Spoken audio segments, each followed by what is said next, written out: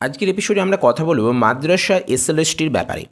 মাদ্রাসা SLST ইতিমধ্যে কিন্তু interview process complete হয়ে গেছে, রেজাল্ট বেরিয়েছে, ফাইনাল অ্যান্সার কি বেরিয়েছে, অর্থাৎ যে নিয়ম রয়েছে সেই নিয়ম মেনেই কিন্তু মাদ্রাসা সার্ভিস কমিশন 7th এসএলএসটি 9, 10, 11, 12-এর শিক্ষক নিয়োগের পাশাপাশি প্রাইমারি আপার প্রাইমারি লেভেলেও কিন্তু তারা শিক্ষক নিয়োগ করছে। ভালো কথা, কিন্তু একটা প্রশ্ন, সেই ফাইনাল অ্যান্সার কি পাবলিশডের পাশাপাশি যে রেজাল্ট পাবলিশড হলো তারপর থেকে একটা প্রশ্ন কিন্তু আমাদের সকলের মনেই ঘুরপাক খাচ্ছে, আর সেই প্রশ্নটা হলো কাট অফ কত রয়েছে। এ প্রসঙ্গে কাট অফ অ্যাকচুয়াল কত রইল, যারা ইন্টারভিউ চান্স পেলো তাদের কাট অফই বা কত ছিল, সেটা কিন্তু আমরা এখনও পর্যন্ত পরিষ্কারভাবে জানতে পারলাম না। পরিষ্কার তো দূরের কথা, কোনো রকম আঁচই পেলাম না, কোনো ধারণাই পেলাম না, কোনো আভাসই কিন্তু আমরা পেলাম না। যদিও আজকের এপিসোডে যে বিষয়টা নিয়ে আমরা কথা বলতে চলেছি সেটা কিন্তু অনেক দিন আগের আপডেট, কিন্তু এখানে কিছু কিছু তথ্য আমরা পাবো যেগুলো কিন্তু আমাদের প্রশ্নের একটা সদুত্তর দিতে পারে। সেরকম কিছু আপডেট রয়েছে এবং সেই সঙ্গে মাদ্রাসা যে শিক্ষক নিয়োগ করা হচ্ছে, যে অ্যান্সার লিস্ট পাবলিশ করা হয়েছে, সেটা প্রফেশনালি হোক কিংবা ফাইনাল অ্যান্সার কি হোক, সেই সঙ্গে ইন্টারভিউ কাদেরকে ডাকা হচ্ছে, কাদেরকে ডাকা হচ্ছে না, কাদেরকে ডাকার সম্ভাবনা আবারও রয়েছে। এ প্রসঙ্গে হাইকোর্টে কেস হয়েছে এবং কেসের প্রেক্ষিতে বিচারপতি মহাশয় কী নির্দেশ দিয়েছেন সেগুলোই কিন্তু আজকের বিষয়টা একটু জানার চেষ্টা করব। আপনারা এই মুহূর্তে দেখতে পাচ্ছেন একটি পেপার কাটিংয়ের মাধ্যমে সেই আপডেট আপনাদের সামনে নিয়ে এসেছি। বিস্তারিত আলোচনা করব এবং সম্পূর্ণটাই টোটাল রিডিং পড়ে যাব। আপনারা শুনলেই কিন্তু এখানে পরিষ্কারভাবে বুঝতে পারবেন এখানে কী ব্যাপারটা বলা হয়েছে। দেখুন, প্রথমেই টাইটেলে বলা হয়েছে এমএসসির প্রশ্ন ভুল মামলায়, অর্থাৎ এটা এমএসসি তো নয়, এটা এসএসসি হবে, হয়তো পেন্টিং মিস্টেক বা কিছু অন্য কিছু হতে পারে। তো যাই হোক, প্রশ্ন ভুল মামলায় অনুত্তীর্ণ প্রার্থীকেও ইন্টারভিউ ডাকার একটা নির্দেশ দিয়েছে হাইকোর্ট। এ ব্যাপারে ডিটেলস কি বলা হচ্ছে সেটাই আজকে আমরা জানব। মাদ্রাসা সার্ভিস কমিশনের 7তম এসএলএসটি মেন এর 9ম 10মের প্রশ্নভুল মামলায় অনুত্তীর্ণ প্রার্থীকেও ইন্টারভিউ ডাকার নির্দেশ দিল হাইকোর্ট।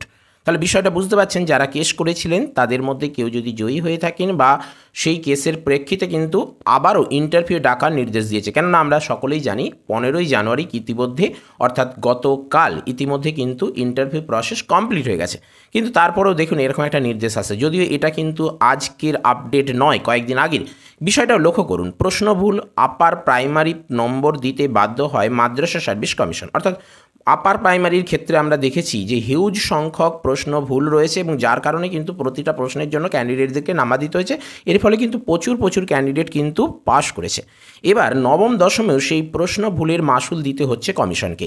ইংরেজি বিষয়ে প্রশ্ন ভুল মামলায় 2টি পৃথক মামলায় মামলাকারীদের ইন্টারভিউতে ডাকার নির্দেশ দিলেন কলকাতা হাইকোর্টের বিচারপতি সৌগত ভট্টাচার্য।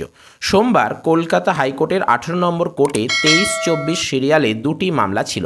একটি মামলায় রিট পিটিশন নাম্বার 414/2025 পরীক্ষার্থী বিনয় দত্তের পক্ষে তার আইনজীবী আদালতে অভিযোগ করেন প্রশ্ন পুস্তিকা সিরিজ সি এর অধীনে 4, 28 এবং 65 নম্বর প্রশ্নে সঠিক উত্তর দেওয়া সত্ত্বেও প্রথম অ্যান্সার কি বিবেচনায় সঠিক উত্তর লেখার জন্য আবেদনকারীকে নম্বর দেওয়া হয়নি। পশ্চিমবঙ্গ মাদ্রাসা সার্ভিস কমিশনের প্রতিনিধিত্বকারী আইনজীবী বলেন, প্রশ্ন পুস্তিকা সিরিজ সি এর অধীন 4, 28 ও 65 নম্বর প্রশ্নের বিরুদ্ধে আবেদনকারীর দ্বারা লিখিত উত্তরগুলির সঠিকতা খুঁজে বের করার জন্য বিশেষজ্ঞ কমিটির কাছ থেকে প্রতিবেদন পাওয়ার পর, দেখুন ডান দিকে বলা হয়েছে, পদক্ষেপ নিতে হবে। তিনি ফাইনাল অ্যান্সার কি অনুসারে পরীক্ষার্থীদের দেওয়া উপরোক্ত 3টি প্রশ্নের উত্তর ভুল দাবি করেন, কিন্তু পরীক্ষার্থীর আইনজীবী জানান প্রভিশনাল অ্যান্সার কি অনুযায়ী উত্তর সঠিক দিয়েছেন তার মক্কেল, তাই ওসব প্রশ্নের নম্বর বরাদ্দ করে ইন্টারভিউ প্রক্রিয়ায় অংশগ্রহণ করার নির্দেশ প্রার্থনা করা হয়। এই ইন্টারভিউ প্রক্রিয়ার শেষ তারিখ 15ই জানুয়ারি, যেটা গতকাল শেষ হয়ে গেছে, সে কথাও স্মরণ করিয়ে দেওয়া হয় এই দিন। সেই সঙ্গে দাবি করা হয় উত্তরগুলির নম্বর যাতে ইন্টারভিউয়ের সুযোগ মেলে। আর একটি মামলায় রিট পিটিশন নাম্বার 413/2025 শামিউল ইসলাম গাজীর আইনজীবী বলেন, অ্যান্সার কি অনুযায়ী আবেদনকারীর ক সিরিজের 30 এবং 65 নম্বর প্রশ্নের বিরুদ্ধে সঠিক উত্তর দিয়েছেন, কিন্তু এই দুটি উত্তরের জন্য আবেদনকারীকে কোনো নম্বর দেওয়া হয়নি। পক্ষ থেকে জমা দেওয়া হয় যে উত্তরগুলির বিপরীতে নম্বর দেওয়া হয়েছিল। কমিশন বিশেষজ্ঞ কমিটি গড়ে ভুল নিয়ে সিদ্ধান্ত নিতে চাইলেও আদালত তা মানতে চাননি। আদালত জানতে চায় যে কাট অফ মার্কস কোথায়। দেখুন সেই প্রশ্ন, ক্যান্ডিডেটদের যে প্রশ্ন আপনাদের সকলের মনে ঘুরে ফিরে বেড়াচ্ছে যে কাট অফ মার্কস কোথায়, যারা ইন্টারভিউ ডাক পেলেন তাদেরই বা কত নাম্বার তারা পেয়ে ডাক পেলেন, সেটা কিন্তু আমাদের কাছে পরিষ্কার নয়। 90-এর মধ্যে তারা কত পেয়েছিলেন, দেখুন সে বিষয়ে কিন্তু এবার বিচারপতিও খোদ কমিশনকে প্রশ্ন করছেন যে কাট অফ মার্কস কোথায়। আদালত বিচার বিবেচনা করে রায়ে জানিয়েছে যদি এই 3টি কোশ্চেনের ফুল মার্কস দিয়ে কাট অফে চলে আসে তাহলে ইন্টারভিউয়ের অনুমতি দেওয়ার নির্দেশ দেওয়া হয়েছে।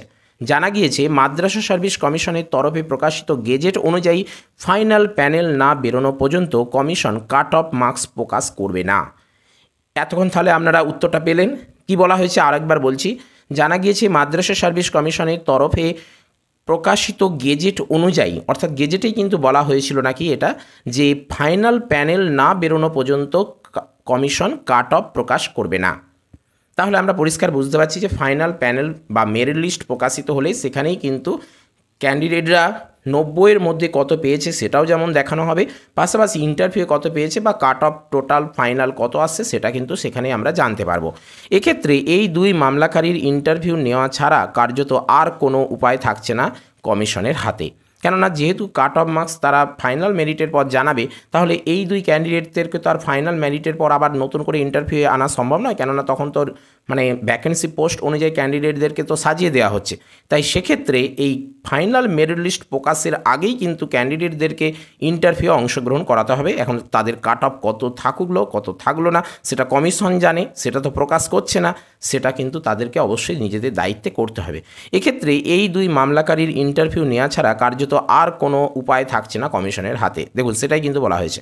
মাদ্রাসা সার্ভিস কমিশনের নবম দশমের নিয়োগের ক্ষেত্রে উত্তীর্ণদের 15ই জানুয়ারি শেষ হয়েছে ইন্টারভিউ।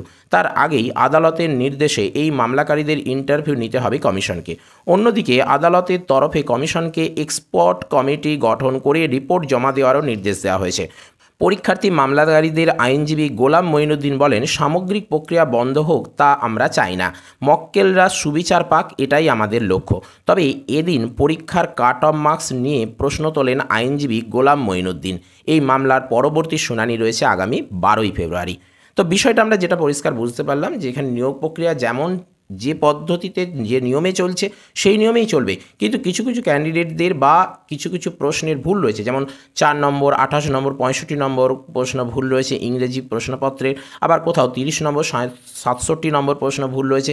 সেগুলো নিয়ে যারা কেস করেছে তাদের কিন্তু নাম্বার বাড়ানোর পাশাপাশি তাদেরকে ইন্টারভিউ এই মুহূর্তে কিন্তু ডাকা হচ্ছে, এবং সেই সঙ্গে তারপরে ফাইনাল মেরিট লিস্ট প্রকাশিত হলে সেখানে কিন্তু ক্যান্ডিডেটরা কে কত নাম্বার পেয়েছে, কাট অফ কত রয়েছে, কত টোটাল মার্কস হয়ে তারা মেরিট লিস্টে আসছে, সমস্ত কিছু সেখানে কিন্তু পরিষ্কারভাবে জানানো হবে।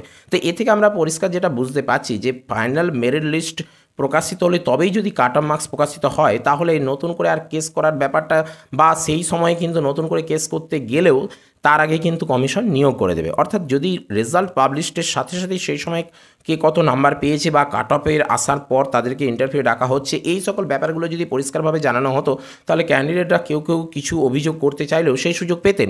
কিন্তু এখন যে পরিস্থিতি, যেটা অবশ্য যেটা কমিশন জানাচ্ছে যে তাদের গেজেটেই নাকি সেটা উল্লেখ ছিল, সেই গেজেটে তারা এইভাবেই উল্লেখ করেছে বা এই পদ্ধতিতেই করেছে যাতে করে ক্যান্ডিডেটরা নতুন করে আর কোনো রকম আবেদন জানাতে না পারে, অভিযোগ জানাতে না পারে। অর্থাৎ সেজন্যই কিন্তু ফাইনাল অ্যান্সার কিংবা ফাইনাল রেজাল্ট প্রকাশের সময় বা রিটিন পরীক্ষার রেজাল্ট প্রকাশের সময় কাট অফটা না দেখিয়ে তাদেরকে ফাইনাল মেরিটের পর দেখাচ্ছে। অর্থাৎ কমিশন কিন্তু নিজেদের মধ্যে বিষয়টা রেখে দিচ্ছে, তারপরে কিন্তু এমন একটা সময় দেখাচ্ছে যখন কিন্তু ক্যান্ডিডেটরা আর সেই সময় কিছু করতে পারবে না। বলা চলে 90% তারা অনেকটাই কিছু করতে পারবে না, এরকম একটা সিচুয়েশনে নিয়ে যে মাদ্রাসা সার্ভিস কমিশন কিন্তু এই নিয়োগ প্রক্রিয়াটা চালিয়ে যাচ্ছে। যাই হোক, যেটা হচ্ছে সেটা আদালত বুঝবে, আদালত সেই রকমভাবে রায়ও দিচ্ছে, তারা যেভাবে রায় দিচ্ছে, যারা যেভাবে বিষয়টাকে কন্ট্রোল করছেন সে ব্যাপারে আমাদের সম্মান থাকবে, ধৈর্য থাকবে, বিশ্বাস থাকবে, শ্রদ্ধা থাকবে। তো চলুন, এটাই হলো আপডেট। আমরা যেটা পরিষ্কারভাবে বুঝতে পারলাম যে ফাইনাল মেরিট লিস্ট প্রকাশিত না হওয়া পর্যন্ত কিন্তু আমরা মাদ্রাসা SLST 9-10 হোক কিংবা 11-12-এরই হোক, কে কত নাম্বার পেয়ে ইন্টারভিউ চান্স পেলেন, কাট অফ কত রইল, সেটা কিন্তু আমাদের কাছে এখনও পর্যন্ত অজানাই থাকছে। আপাতত ফাইনাল মেরিট লিস্ট প্রকাশিত হোক, সেখানে কিন্তু আমরা সমস্ত ব্যাপারটা পরিষ্কারভাবে জানতে পারবো, এবং এ ব্যাপারে অর্থাৎ যে নতুন করে আবারও এক্সপার্ট কমিটি গঠন করে রিপোর্ট জমা দিতে বলছে কমিশনকে কলকাতা হাইকোর্ট, সে ব্যাপারেও কিন্তু পরবর্তী হিয়ারিং থাকছে 12ই ফেব্রুয়ারি। সেদিকে আমাদের নজর থাকবে, এবং সেই সঙ্গে আপনারাও আমাদের চ্যানেল নজর রাখুন। মাদ্রাসা গ্রুপ ডির পাশাপাশি মাদ্রাসা 7th SLST 9, 10, 11, 12 কিংবা প্রাইমারি আপার প্রাইমারি লেভেল সম্পর্কিত যাবতীয় তথ্য পেতে চ্যানেলটিকে সাবস্ক্রাইব করে আমাদের সঙ্গে থাকুন। তো চলুন, আজ আপাতত এ পর্যন্তই। নম্বর 2 দেখা হচ্ছে পরের এপিসোডে। জয় হিন্দ, বন্দে মাতরম।